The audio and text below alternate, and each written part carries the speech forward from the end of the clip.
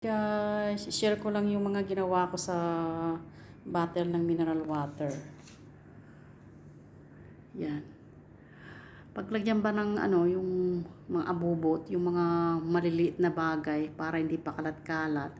Paglagyan ng candies, mga chocolate.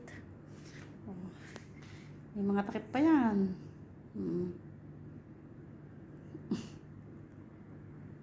Ito guys, yung takip nito, ito yung mga bulaklak ng gumamela tsaka bonggibilya. Yung pinag-dry ko. Nilayman yan sa loob guys. Oh, diba? Ito rin. Oh, yung mga maliliit na something. Tapos ito, chocolate.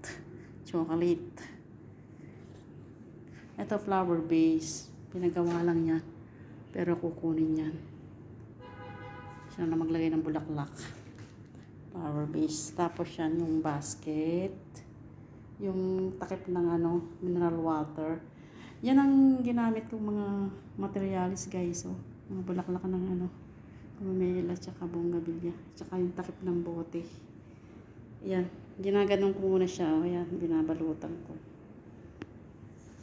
Tapos yung mga orchids ko, may mga basket din yan.